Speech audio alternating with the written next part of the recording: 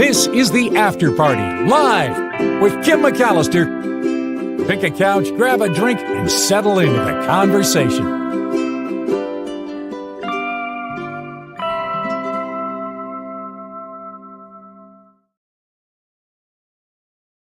Wait, I can't do it without the music. Hi, everybody. It is the After Party Live, and there it is.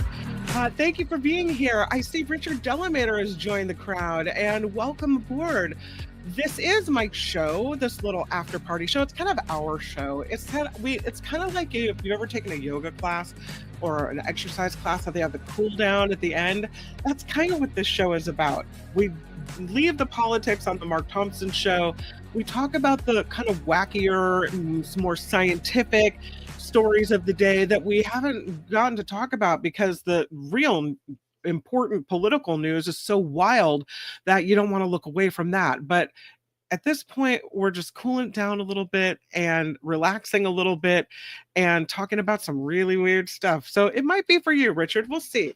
Thank you for being here. I know we're starting a little earlier than normal, but this show starts when the Mark Thompson show ends. It seems like he's been ending later and later, so we're starting later and later, which means that if I start early, it feels a little weird, and I don't want to screw anybody up, but here we are. We'll start this show a little early. Yeah, Richard, you are in the right place. Thank you for being here. Greetings to Tammy, and everyone's welcoming Richard aboard. I love that. This is such a great community. I do want to say happy 50th anniversary to Jan and John, who came up to Petaluma for their 50th anniversary. She wrote me and I gave her a list of the best things to do. And moments ago, I got a great email about how much fun they had over the weekend. So happy anniversary to Jan and John. 50 years. That's something. So I'm very glad you had a great time up here and a great time on your 50th anniversary. Congratulations to you both. I saw this story in SF Gate about coyotes swimming in the San Francisco Bay. Crazy. You wonder how hungry they must be to try to get over to Angel Island, where apparently it's worth the swim. And how would they get there? You think maybe, stowing away on a ferry or something, but no. These coyotes are actually swimming in the San Francisco Bay. I have a picture of, you see there's one in San Francisco, not a swimmer, but I have a video to show you that was posted by, I believe, parks officials. Yeah, this is from Angel Island State Park. Wild. You didn't, okay, so I knew that dogs could swim, but like for a little while and maybe for a short distance, not through the chilly waters of the San Francisco Bay from San Francisco to Angel Island swimming. That I had no idea. But take a look at what they have posted. Again, this is the parks folks out at Angel Island. Let me take that away. And so I can make this bigger and show this crazy video to you. That right there is a coyote swimming in the San Francisco Bay, headed out to Angel Island, where I guess the food is better and there's a little bit more going on. Is that wild or what? I had no idea they could swim in these types of conditions. That is crazy. So that's what's happening in the San Francisco Bay. You never know what's going to happen to you out there. You could be swimming along, worried about sharks, and get bitten by a coyote, apparently. The staff at Angel Island State Park were on the morning boat run last week when they came across a coyote swimming in the bay. They first saw the head of this animal. They thought it was a seal, but then they saw the ears poking up and they realized it's a coyote paddling across Raccoon Strait, headed in the direction of Tiburon. They say this coyote made about a half-mile round-trip journey before eventually turning back and climbing ashore at Ayala Cove. They say the swimming here seems like a bit of a fluke. I don't know. They say it was a chance encounter that they caught on video, but they also say that maybe This is why there is a coyote population on Angel Island. Like, how did they get there? They swam there. So one day in 2017, a park ranger at Angel Island spotted a coyote through the window of her residence out on Angel Island. And her bunkmate said, "You got to be seeing things. There's no coyotes out here." And then a visitor told them, "There's coyote out here." They said if a visitor hadn't told us about it, we wouldn't have believed them. So then, when another employee claimed he saw one crossing a fire road a few months later, they started to question things. They wanted to know, where was the coyote, how long it had been there. Are they sure it wasn't some kind of a dog? No, it's a coyote. The park staff then put up some signs around the island asking people to take pictures if they saw this coyote from a safe distance. And it was another employee who actually got a picture of this coyote. Yeah, they say late at night, staff could hear one animal, one coyote howling as it communicated back and forth with other coyotes in nearby Tiburon. And then, not long after that, another coyote swam out to join it. There was a litter of coyotes born on Angel Island in 2019, and this original pair of coyotes, are responsible for this growing population that now includes at least 14 coyotes out on Angel Island. The most recent coyote sighting as well has now the California State Park staff working with the California Department of Fish and Wildlife on a study to learn more about the coyotes, their impact on the ecosystem on Angel Island. Wild. They're trying to collect DNA from the coyote scat, figure out more about what they're eating out on the island. They think they're eating rats and house mice. There's a lot of deer out on that island as well, so I don't know. 14 coyotes out on Angel Island, and they're swimming in the bay. Amazing. I have another video to show you. There was a bear caught on camera, caught on video, popping balloons at a birthday party. A very curious black bear who tried to bite a balloon and then decided that maybe balloons aren't for him or her. Here's the video. Check this out. It's a little fun because it's always that surprise when a balloon pops in your face. Uh-oh. I might not be able to play you the video. Oh no, that's such a bummer. Here's what it looked like. Let's see if it goes. Okay, it'll go. I hope it'll go. Here's the video. I know this is what happens when you have no Tony or Albert. Here it is. I think I can show it to you. All right. We're in business. The bears were having some fun. One of our viewers sent us this adorable video today, and just wait for it. The bear looked like he wanted a little bite of that balloon, and then boom, right there, popped is the confetti. Who needs a confetti popper when you have a bear right there? Yeah, I thought the video was kind of cute. And he doesn't go and pop any more of them. No, he's done. Have you ever heard of a ratfish? They have teeth growing out of their forehead, and they use this kind of weird long tooth during sexy times. Yeah. You can see the little appendage underneath the person's thumb. This right here. You see that under the thumb, there's this little thing growing out. It's a tooth, kind of a tooth. I think it's a tooth. This tooth grows right out of the forehead. The teeth and the evolution of teeth have been something that researchers have been fascinated with for a long time, like why they evolved, why we lose teeth, why they evolved again, all of these things. And now they're looking at this ratfish. It's a shark-like species. It's also called a ghost shark. And typically it's found swimming in the northeastern Pacific Ocean. Instead of having teeth inside of their mouths, they have rows of teeth on the top of their heads on an appendage sticking out of their face called a tenaculum. Researchers at the University of Washington say this is insane. This absolutely spectacular feature flips the long-standing assumption in evolutionary biology that teeth are strictly oral structures.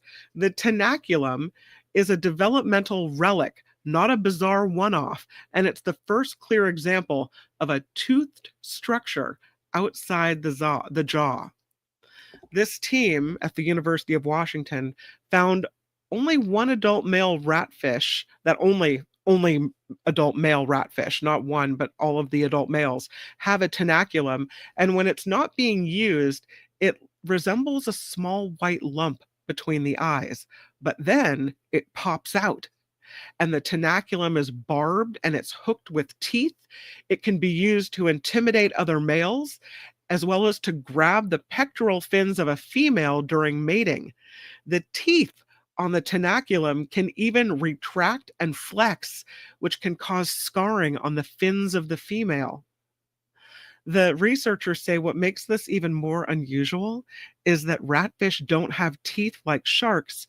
Instead, they have a tooth plate made of only dentine.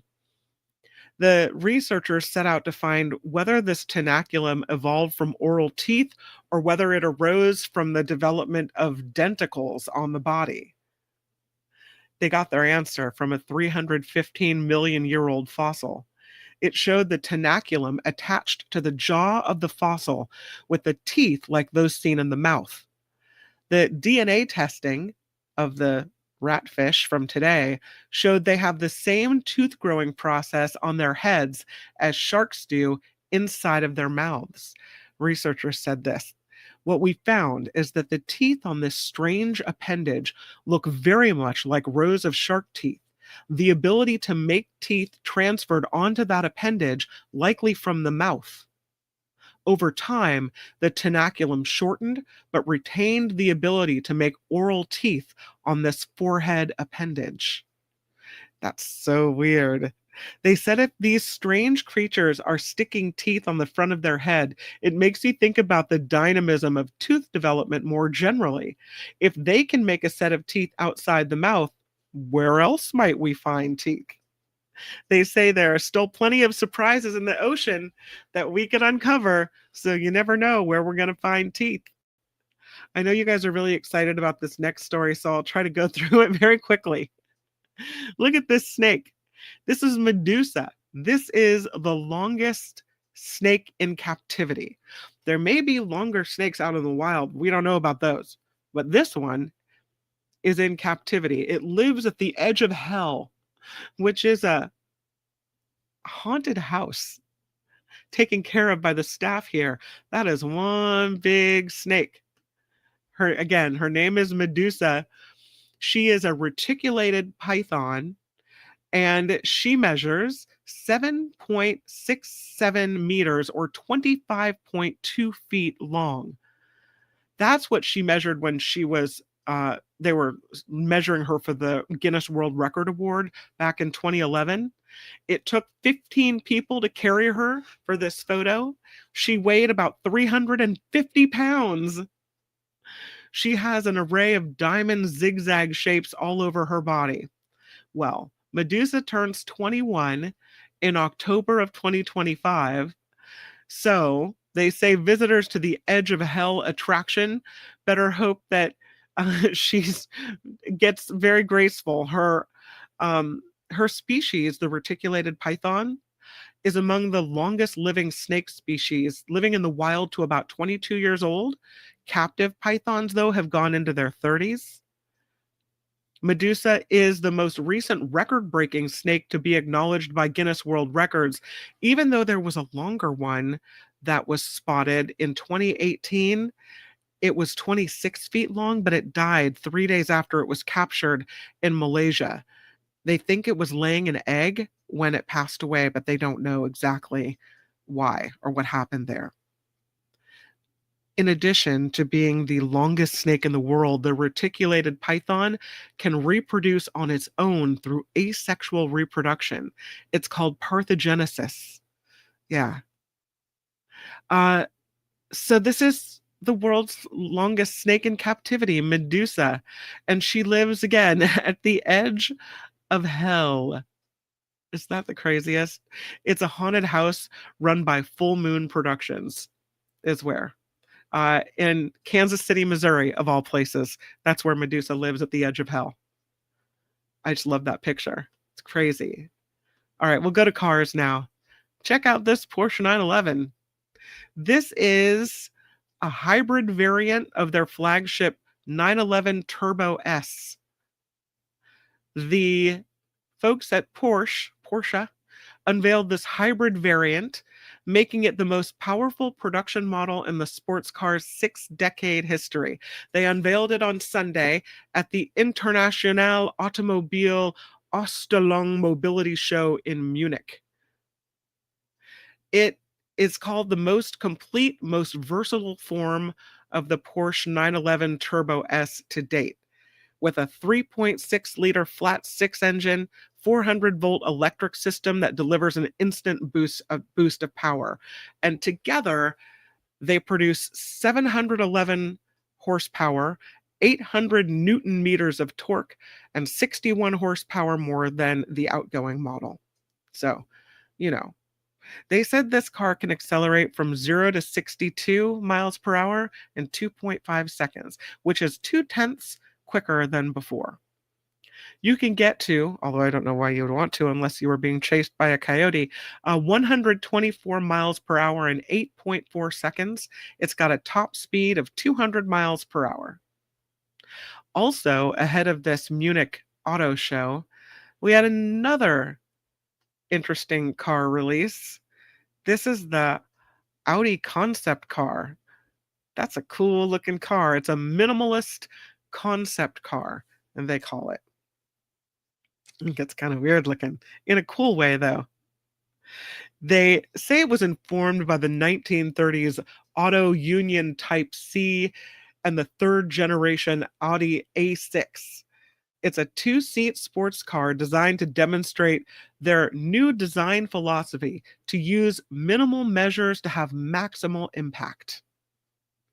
They achieve clarity by reducing everything to the essential, shaping a brand capable of inspiring desire and creating cultural impact. So I thought that was kind of an interesting looking car. This is an all-electric concept car. It's called the Audi Concept C, and they showed it in Milan ahead of this car show in Munich. So there's your new cars. Here's a story about Easter Island. And this one is a bit of a bummer because these things are, you think sometimes that things will always be around to go and see, that we'll always have the opportunity.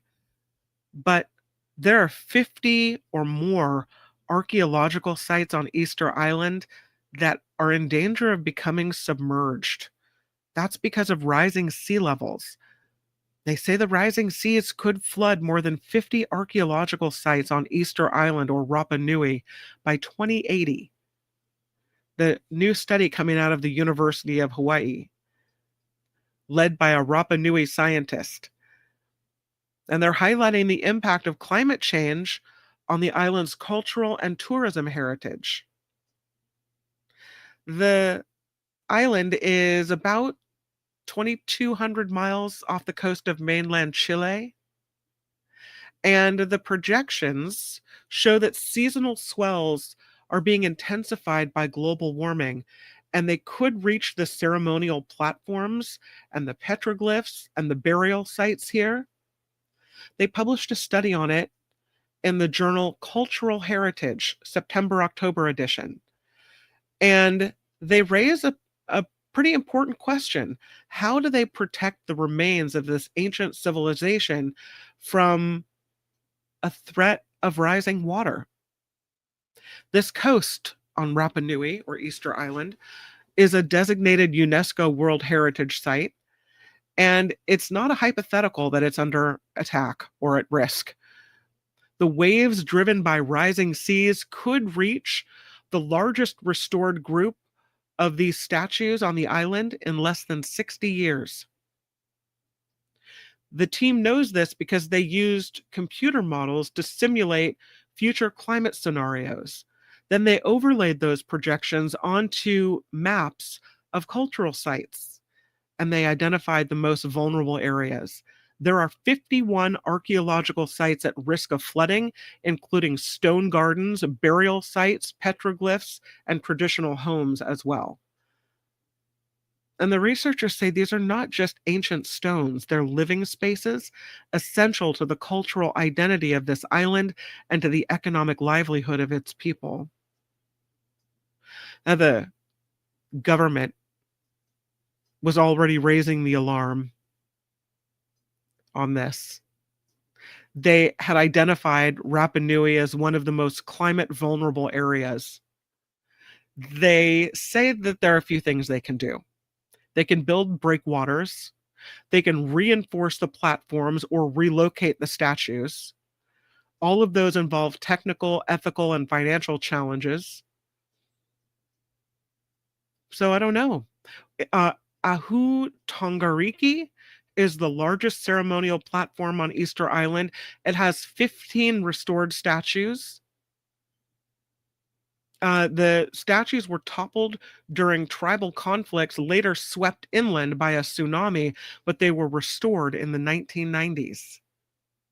On average, these statues weigh between 10 and 20 tons, most carved from volcanic tuff from the Raraku crater, and that any effort to move them would require very complicated large-scale engineering. But as serious as the threat of what will happen in the coming years is the fact that there's no clarity on what will be done or if they will even try to be saved. So it'd be hard to lose that in the world. You imagine that's all going to be underwater. Yikes. Yeah. Sad. And it's not only the culture they're losing, but also the tourism, which is the island's main source of income here. That's in addition to the spiritual bond between the people today and their ancestors. They say the erosion of the ceremonial landscape could mean an irreparable loss for the cultural memory of the South Pacific. And we've seen the statues underwater, right? The Greek and Roman statues underwater. Is that where this is headed? That's sad. What do you think we should do? What do you think Chile should do? Should they move them? Should they build some kind of seawall? That just seems like fighting the inevitable. Let's go to Oregon, where this guy was caught living in a crawl space, so creepy, of an Oregon housing complex. Deputies say they found a bed, lights, chargers, TVs, and other electronic equipment plugged into a home's power supply, and that a man was obviously living inside. Yikes. Without the owner's permission, by the way. This 40-year-old man named Benjamin was found at an apartment complex in Clackamas, Oregon. It's about 16 miles south of Portland. The sheriff's deputies in Clackamas County investigated after a witness reported seeing this guy who was not known to live in this apartment complex or home complex, parking his car and walking to the back of one of the buildings. The door to the crawl space was open and light was coming from inside before the door was closed. And the witness said, "That doesn't seem right." Nope. So officers were tipped off. Just before 11 p.m., they found the door to the crawl space damaged and locked with an extension cord running through a vent. And they said, "Listen, nobody should be in there and there should be no lights on inside." The owner was like, "Yeah, they had heard strange noises coming from the crawl space before." After finding the owner's keys to the crawl space did not work, officers forced their way in, and inside, they said they found this man, Benjamin, who appeared to have taken significant steps to improve the conditions of the crawl space and was obviously living inside. With again a bed, lights, chargers, TVs, electronic equipment, all plugged into the home's power supply. I wonder why my electricity bill was so high. Deputies said this man had been living there for an extended period of time, and they found a pipe with white residue that tested positive for methamphetamines. Woo! So Benjamin has been charged with burglary and possessing methamphetamines. He's at the Clackamas County Jail, where his bail was only set at 75 grand. So I don't know if he's getting out. Inventive. He's even got a little chair in there. You know, a safe place to be. Living up in the crawl space. Can you imagine living down below, owning this, if it's a home or a townhome or apartment or whatever it is, and there's somebody living right above you? That's like a horror movie weird. I know that not everyone is a Swiftie, but I saw this story and I had to bring it to you. We heard during the Eras tour, that some of the concerts were causing small earthquakes. They called them swift quakes. And outside of Seattle, they said it was measured a magnitude 2.3 earthquake or swift quake while she was performing in July of 2023. There were 70,000 people at this concert south of downtown Seattle, and they were jumping and screaming and making a hell of a racket, apparently, to the point where there was a measurable shift in the earth. 2.3 earthquake. And so the folks in Dublin decided they were going to see if there is really anything to this. A team from the Dublin Institute for Advanced Studies and Trinity College of Dublin in Ireland decided to investigate ahead of Swift's sold-out 3-night run at Dublin's Aviva Stadium. And then after the concert, they shared their results across social media and traditional news outlets. They published their findings as well in the International Journal of Science Education. They asked for a lot of help. They put 42 seismometers across 21 different locations in the shops and the homes around the stadium. And they said many residents were happy to help and have these things inside of their homes as a seismic station for just a few weeks. Then they had a new hashtag called SwiftQuake Dublin to capture the curiosity of all the Swifties. And they said people online and traditional media outlets began to catch wind of all of this.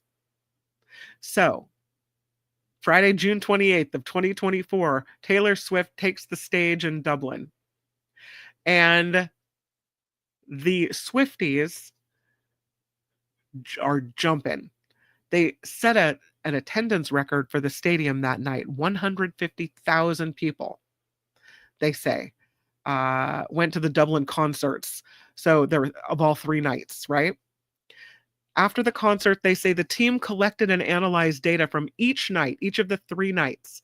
They found the most significant increase in seismic displacement happened toward the end of the song Love Story, right ahead of the song's final chorus, when she says he knelt to the ground and pulled out a ring and said, "Marry me, Juliet, you never have to be alone."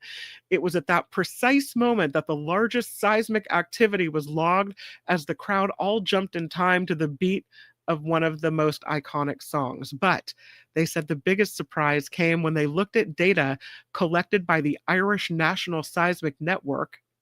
They have 10 permanent seismometers detecting seismic activity in and around Ireland.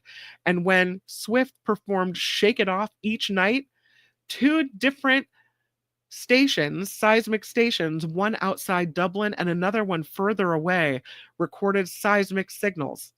So the vibrations from about 50,000 Swifties all jumping to Shake It Off managed to travel over 62 miles away. That's wild. 62 miles away, you could feel the ground move from all the people jumping. Anyway, I thought that was kind of interesting. I knew there was swift quakes, and I knew we had that in the US, but I love that they studied it in Dublin. Something else happening in the UK, they have these now. Check this out. It's like a post box, but for packages, and it's all solar powered. I have a different picture you can see up on top. There's the solar power. The Royal Mail is introducing these solar powered post office boxes. They're given the recognizable red pillar shape. They're calling this the biggest redesign in the 175-year history of Royal Mail, and they're integrating solar panels to power digitally activated drawers for larger parcels. That's kind of cool. They're calling it the post box of the future, and they're going to roll it out across the UK in the next couple of months. They've got these solar panels fitted onto the roof of each post box, and they have it pointed in a south-facing direction for optimal sun exposure. They say the energy generated by the photovoltaics powers a barcode scanner used to open an integrated drawer that can accommodate parcels as big as a shoebox. Each post box is also fitted with a separate slot for smaller letters as per tradition. They say the reimagining of the iconic red post box is the biggest redesign in its 175-year history. So that's cool. They say that we're sending and returning more parcels than ever before, and the trend will only continue as online shopping shows no sign of slowing, especially with the boom of secondhand marketplaces. So they're going to roll these post boxes out nationwide. The first red pillar boxes appeared in Britain around 1853, and they've become kind of iconic, a staple of the streetscape. I don't know if there's valuables inside, like if there's packages inside these things, then it makes them more probably vulnerable to break-ins. They don't talk about the security of these solar package accepting things. I would imagine it's a crime to take anything out, but yikes. I do have another story for us because it is Hide in Your Cave Monday. You know, when you just really want to get away from all of it, you just want to check out, maybe forget about the crazy Supreme Court ruling and everything else. Sorry for mentioning it. Hide in Your Cave Monday. And I got a message from Ricky, who sent me a video. I'll play the video and tell you a little bit more about what he sent me, but it is, I don't know what to call it. Not necessarily a cave, but more of a shaft, perhaps you could say. Here's a video of this. It's fascinating to me. Let me get you let me show the video. I do have the video here. It's a prehistoric underground megastructure found in Russia. It's called the Kara Hora Shaft. And the implications of what it may be are pretty fascinating. So thanks to Ricky for sending me this really cool video. I'm going to turn off the sound, but look at that. As we watch the video from what this place may be, I'll tell you that it was found in Russia. This team, a renowned speleologist, Arthur Zemikov, and his team were exploring a mountain peak, the Karora mountain peak, when they found this place that really would change everything that they thought they knew about prehistoric civilizations. They uncovered a colossal underground shaft. They said it was unlike any cave system they had ever encountered, with perfectly straight, polished walls, a massive megalithic block fitted with astonishing accuracy that formed this deep vertical shaft open to a vast subterranean hall. What is it? Who built it? Why is it there? All of these questions, you can see what they found as you're looking at the video. And so, with little evidence to go on as to who built the shaft, where it even came from, or what its purpose is, there have been a lot of theories. One very prominent theory suggests that this shaft is evidence of a lost, technologically advanced civilization. Some researchers comparing its construction to the engineering marvels of the Egyptian pyramids because of the massive, precisely fitted stone blocks and the presence of mysterious narrow cavities that serve no clear human purpose. Could have been some kind of plant, maybe part of an advanced ancient factory, some kind of resonator. They don't know. No idea. It was discovered in 2011 in the remote mountains of Kabardino-Balkaria. It plunges 130 feet straight into the mountain. The walls form the massive, perfectly aligned stone slabs that appear almost geometrically flawless. The walls, they said, are polished to an unnatural sheen and constructed from blocks estimated to weigh up to 200 tons, fitted together so precisely that barely any gaps are visible. At the very bottom of the shaft, the passage opens to a vast underground hall soaring up to 118 feet high, with megalithic blocks arranged at right angles and columns that suggest deliberate architectural planning. The precision of the entrance immediately makes you think humans were involved. Maybe subhumans? We don't know. The structure has narrow side tunnels and tiny cavities, too small for even a child to squeeze through. But there's a constant flow of fresh air circulating through them. So maybe it was a sophisticated ventilation or airflow system. They don't know the function. Totally unknown. No artifacts, no tools, no signs of habitation here. And the shaft. The absence of burn marks on the walls suggests that it was not illuminated by fire. So how did these ancient builders work in the darkness like this? The tiny cavities extend deep into the rock, their depths unilluminated even by the powerful beams of flashlights. They're so deep. Fascinating. So, they do say that there's photographic evidence and now multiple attempts to discredit the discovery and many officials' denials to go along with it. But there have been a lot of pictures taken, as you're seeing here.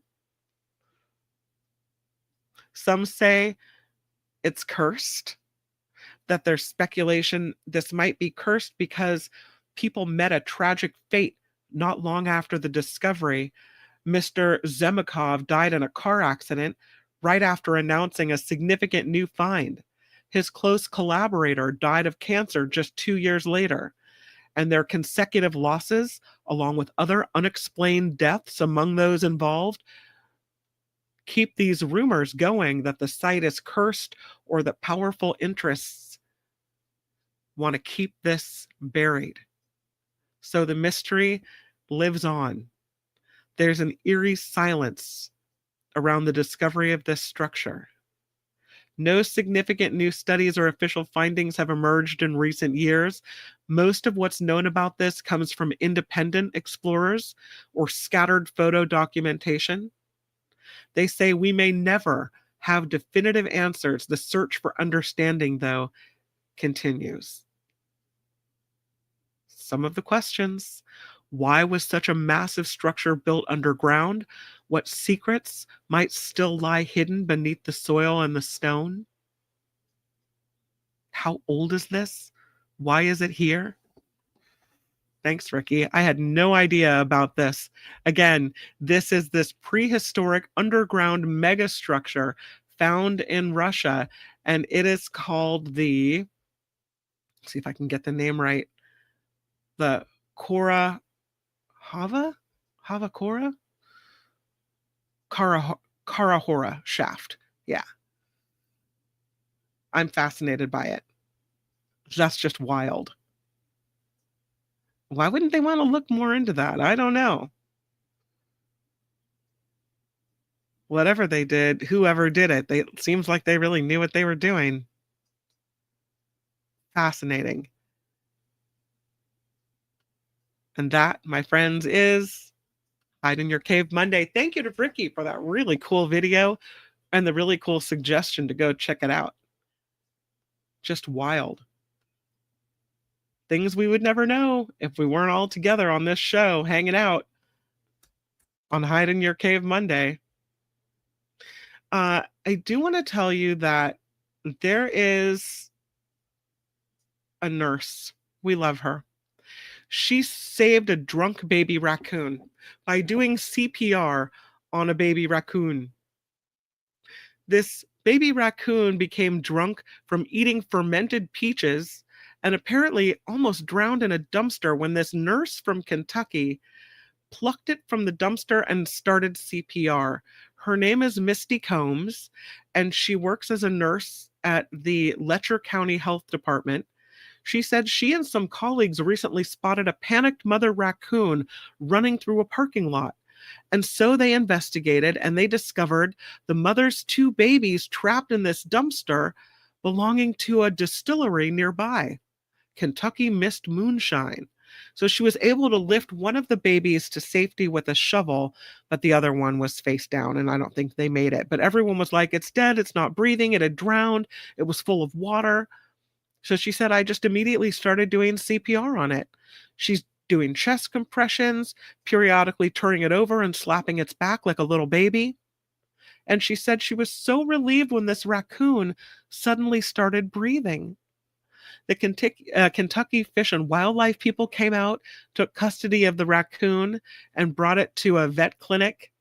The vet confirmed the raccoon was indeed drunk and administered fluids and kept the raccoon overnight to sober up. And it was returned to the parking lot the following day. And hopefully it was able to reunite with its mother and possibly another sibling.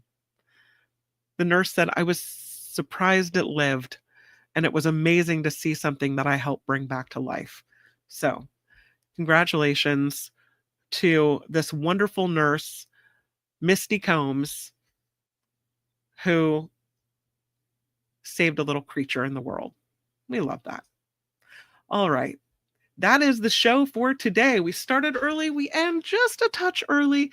Tomorrow, Mark Thompson will be, I'll take this off. Tomorrow, Mark Thompson will be back on the Mark Thompson Show. We have David K. Johnston tomorrow will be with us. I'm not sure if Jefferson Graham will be or not. He's traveling. He's got a lot of travel dates coming up.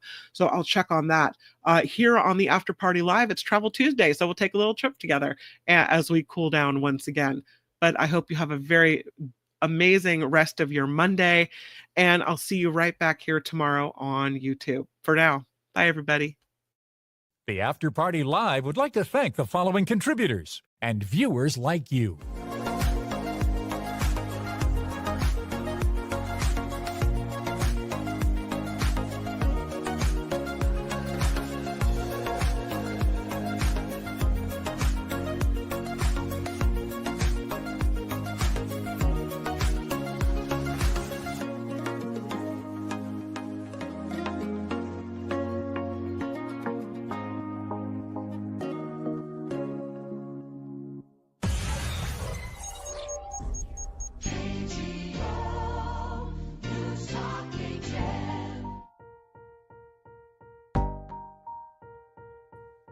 And I want to thank Luis, who throws in $5. Kim, you may not be a world famous British rock band like Oasis, but I appreciate you just as much. Thank you for being my daily champagne supernova. Mahalo, my friend.